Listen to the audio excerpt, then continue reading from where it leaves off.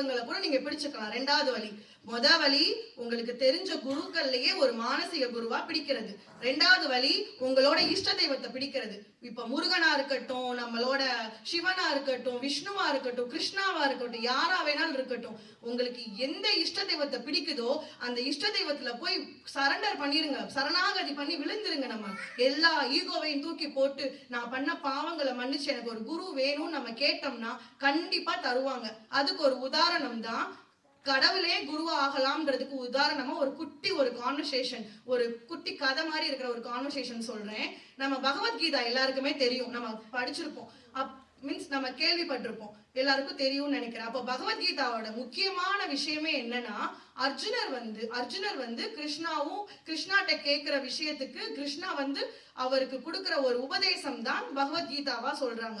அப்போ பகவத்கீதால 2 பேருக்கு நடந்த கான்வர்சேஷன்ல நடந்த அந்த விஷயத்தை தான் வந்து முக்கியமான கீதையிலேயே நம்ம வந்து படிக்கிறோம். அதுல என்ன முக்கியமான விஷயம்னா, நம்ம எல்லாத்துக்குமே தெரியும், போர் எல்லாத்துக்கும் திருதராஷ்டிரோட பசங்களுக்கும் நம்ம பாண்டவர்களுக்கும் போர் எல்லாத்துக்குமே ரெடி ஆயிட்டாங்க. 2 பேருமே 2 சைட்லயும் போர். அப்போ 2 பக்கம் டீம்ல இருக்கிற பீப்புள் போய் கேக்குறாங்க கிருஷ்ணாட்ட, கிருஷ்ணா எங்களுக்கு வந்து நீங்க வந்து எங்களுக்கு வேண்டி வந்து நீங்க வந்து போர் போடணும் எங்க டீம்லன்னு சொல்லிட்டு ஒரு பக்கம் துரியோதனன், இந்த பக்கம் அர்ஜுனன் 2 பேருமே போய் கேக்குறாங்க. அப்ப கிருஷ்ணா என்ன சொல்றாருன்னா, நான் எல்லாத்துக்குமே பொது, யாருக்கு வேண்டி நான் வந்து சண்டை போட மாட்டேன், வார் பண்ண மாட்டேன். ஆனா நான் வேணா 2 விஷயங்கள் உங்களுக்கு தரேன். ஒரு பக்கம் நான் வந்து தேரோட்டியா வரேன், இன்னொரு பக்கம் என்னோட யாதவ குலத்தோட படைகளையே தரேன் அப்படின்னு சொல்றாரு. உடனே ஃபார்ச்சுனேட்டோ அன்பார்ச்சுனேட்டோ துரியோதனனுக்கு யாதவ குல படை கிடைச்சிருச்சு. ஆனா கிருஷ்ணாக்கு வந்து நான் வந்து எதுவுமே வார் போடுறதுக்கு சண்டை போட மாட்டேன், எதுவுமே பண்ண மாட்டேன், ஆனா தேரோட்டியா மட்டும் வரேன்னு சொன்னதுனால அர்ஜுனர் வந்து நீ வந்து என்னோட பார்த்தா, நீ வந்து என்னோட ஃப்ரெண்டு, சோ அதனால நீ என் கூட இருந்தாலே எனக்கு போதும் அப்படின்ட்டு. ஏன்னா கிருஷ்ணாக்கு அர்ஜுனரை தெரிஞ்ச காலங்கள்ல இருந்தே கிருஷ்ணா வந்து அர்ஜுனருக்கு உபதேசம் பண்ணிக்கிட்டே இருக்காரு. ஆனா அந்த போர்ல நடந்த உபதேசம் தான் பகவத்கீதையா வந்திருக்கு. ஆனா மகாபாரதம்ல எடுத்துக்கிட்டாலே நம்மளுக்கு வந்து ஃபர்ஸ்ட்ல இருந்தே வந்து உபதேசம் பண்ணிக்கிட்டு தான் இருக்காரு. ஒரு குருவா இருந்து கிருஷ்ணர் தான் வந்து அர்ஜுனரை வழிநடத்திக்கிட்டே இருக்காரு.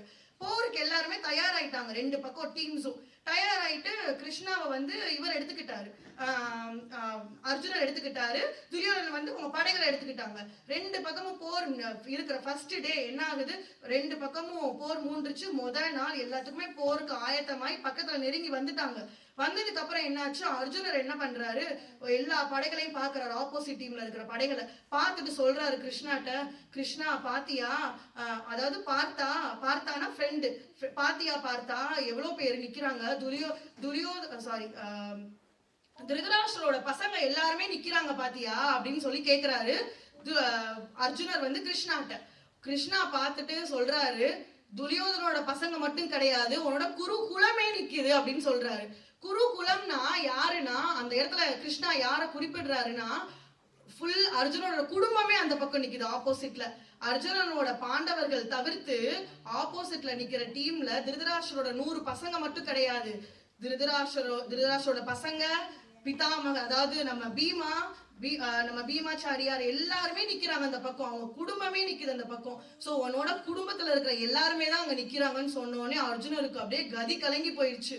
ஐயோ நம்ம பண்றது ஏதோ தப்பு பண்றோம் போல, நம்ம வந்து சண்டை போட போறோம், இது வந்து நம்ம குருகுலத்தோடயே நம்ம சண்டை, அதாவது குருகுலம்னா அவங்க குடும்பத்தோட குலத்தை பத்தி தான் சொல்றாங்க, அதுதான் குருகுலம்னு அந்த இடத்துல மென்ஷன் பண்றாங்க. அப்போ நம்ம வந்து தெரிஞ்சோ தெரியாமலோ அந்த ஒரு குருகுலத்தோட சண்டை போட போறோமேன்னு சொல்லிட்டு அவருக்கு ஒரு மனசுல ஒரு கில்ட்டி கான்சியஸ் வந்துருச்சு. ஐயோ நம்ம வந்து இப்ப சண்டை போட்டு நம்ம ஒரு வேலை எல்லாத்தையும் மாறி மாறி இது பண்ணிக்கிட்டோம்னா, ஹஸ்பண்ட் இல்லாம ஒய்ஃப் இருப்பாங்க, பிள்ளைங்க அப்பா இல்லாம இருப்பாங்க, என்ன பண்றது, நம்மளால இவ்வளவு பெரிய போர் நீண்டுருச்சே அப்படின்னு சொல்லிடுவாரு. ஏன் அந்த இடத்துல வந்து கிருஷ்ணா வந்து சொல்லியிருந்திருக்கலாமே, சாதாரண ஒரு மனுஷனா இருந்தா கிருஷ்ணா சொல்லியிருந்திருக்கலாம், சரி விடு பார்த்தா நீ ஃபீல் பண்ணாது எல்லாமே சரியாயிடும் அப்படின்னு சொல்லிட்டு அர்ஜுனரை தேத்தி விட்டு இருந்திருக்கலாம். அர்ஜுனர் சாதாரணமாவே என்ன சொல்லியிருக்காரு, பாத்தியா திருதராஷ்டிரோட பசங்க அப்படின்னு, திருதராஷ்டிரோட பசங்க எனிமியா இருந்தாலும் அர்ஜுனருக்கு ஒரு எம்பத்தி மனசுல இருந்திருக்கு அவங்க மேல. ஐயோ நம்ம என்னதான் இருந்தாலும் நம்ம சகோதரங்கள் கூட நம்ம சண்டை போட போறோமேனு. ஆனா கிருஷ்ணா என்ன பண்ணாரு, இல்ல நீ அவங்க கூட மட்டும் சண்டை போட, உன் குடும்பத்துல இருக்கிற எல்லா கூடயும் நீ சண்டை போடுறன்னு இன்னி கொஞ்சம் எரியிற விளக்குல எண்ணெய் ஊத்தி விட்டாரு. ஏன் அப்படி பண்ணாரு அப்படின்னா, எந்த ஒரு விஷயம், எந்த ஒரு நம்ம மனசுல ஒரு குட்டி சஞ்சலம் வந்தாலும் அப்படியே அது வந்து போட்டு மனசை போட்டு வாட்டிக்கிட்டே இருக்கும். அதனால அது என்ன பண்ணணும்னா, அதுல ஒரு கல்லை தூக்கி எரிஞ்சு விட்டுறணும். எரிஞ்சு விட்டா அப்படியே கட கட கட கடன்னு அசைஞ்சு அசைஞ்சு அப்படியே ஒரு ஸ்டேஜ்ல அப்படியே அமைதி ஆகும். அதுதான் எந்த ஒரு குருவும் பண்ணுவாங்க. நம்ம மனசுல இருக்கிற சஞ்சலத்தை போக்கி அந்த மனசு அமைதி படுற வரைக்கும் நம்ம கூட இருப்பாங்க. அந்த சஞ்சலத்தை வர வைக்கிறதும் அவர் தான். அந்த சஞ்சலத்துக்காண்டி நம்மளுக்கு ஆறுதல் சொல்றதும் கடவுள் தான். அதனால நம்ம வந்து அந்த மனசுல இருக்கிற சஞ்சலத்தை, அதனாலதான் கிருஷ்ணர் அவங்க மனசுல வர வளைச்சிட்டு தான் சொல்லுவாரு, நீ அத்தனை பேர் கூட சண்டை போடணும், நீ தயாராயிட்ட உன் குடும்பத்து கூட. ஆனா எதனால நீ சண்டை போடணும்னு நினைச்சிருக்க? தர்மம் வெல்லணும்னு. இப்ப நீ இந்த தருணத்துல கூட நீ இந்த போரை நிப்பாட்டிடலாம், உனக்கு எதுவுமே வேணாம், நாங்க காட்டிலே தங்கிக்கிறோம்னு கூட நீங்க நினைச்சுக்கலாம் உங்க குடும்பத்துல. ஆனா தர்மம் எப்பவுமே வெல்லாதுன்ற ஒரு உதாரணம் தான் எல்லாருக்கும் வந்து சேரும். ஆனா இந்த ஒரு சில நேரம் அவங்க இறந்து போறதெல்லாம் கஷ்டமான விஷயம்தான். கெட்ட விஷயங்கள் நடந்தாலும் கடைசி அது கொண்டு வர விஷயம் நல்ல விஷயம் தான்றத சொல்றதுதான் அந்த இடத்துல கிருஷ்ணாவோட மெயின் உபதேசம். அப்போ அவர் வந்து ஒரு சாதாரண ஃப்ரெண்டா இருந்திருந்தா அவர் என்ன சொல்லி இருந்திருக்கலாம், இல்ல நீ ஃபீல் பண்ணாத அப்படின்னு சொல்லியிருக்கலாம். ஆனா ஏன் அந்த இடத்துல அவர் சொல்லுவாருன்னா, ஏன் இன்னைக்கு அர்ஜுனருக்கு தோணுன இந்த விஷயம் போர் நடந்துட்டு இருக்க 2வது நாள் கூட தோன்றலாம், திரும்பி வந்து சஞ்சலம் பட்டுட்டே இருந்திருக்கும். சோ சஞ்சலத்தை கலைச்சு விடுற மாதிரி சஞ்சலத்தை உருவாக்கி அதை அட்வைஸ் பண்ணி தீர்த்து விட்டதும் நம்ம கிருஷ்ணா தான். அப்ப அந்த இடத்துல அவர் வந்து யாரா இருக்காரு? குருவா இருக்காரு. அப்ப குரு எப்படிப்பட்டவரா இருக்கலாம்? ஒரு ஃப்ரெண்டா இருக்கலாம், கூட இருக்கிற ஒரு இஷ்ட தெய்வமா இருக்கலாம், ஒரு யாரா வேணாலும் இருக்கலாம். அப்போ நம்ம வந்து நினைப்போம், ஏன்னா நம்ம அதான் நம்ம புரியுது எனக்கு இப்ப இருக்கிற இந்த கலியுகத்துல யாரையுமே நம்ம நம்ப முடியாது, எப்படிப்பட்ட குரு நம்மளுக்கு கிடைப்பாங்கன்றத நம்ம அதனாலதான் சொல்றாங்க. ஏன்னா கிருஷ்ணா இருந்த காலத்திலேயே கிருஷ்ணா கடவுள்னு யாருமே நம்பல, முக்கால்வாசி பேர் நம்பாம இருந்தவங்களும் இருக்காங்க. ஆனா இப்ப நம்ம கிருஷ்ணா பகவான் சொல்லிட்டு எல்லாருமே நம்ம கும்பிடுறோம். ஆனா கிருஷ்ணா இருந்த காலத்திலேயே சில மூடர்கள் கிருஷ்ணாவை மீன்ஸ் கிருஷ்ணா வந்து கடவுள் கிடையாது, யாரோ ஒரு ஆளு சும்மா இருக்காரு அப்படின்னு இருந்த ஒரு பீப்புளும் நிறைய பேர் இருக்காங்க.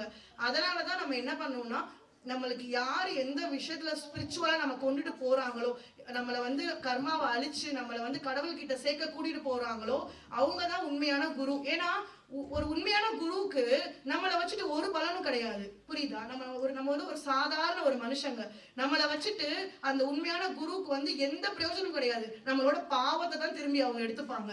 ஆனா எனக்கு கிடைச்ச ஒரு புண்ணியம், என்னோட கடவுள் கொடுத்த ஒரு பலனை உங்களுக்கும் கொடுக்க ஆசைப்படுறேன், அதை நீ அக்செப்ட் பண்ணிக்கிறேன்னா அக்செப்ட் பண்ணிக்கோன்னு சொல்லிட்டு கேட்கறவங்க தான் உண்மையான குரு அப்படின்றதுதான் சொல்றாங்க.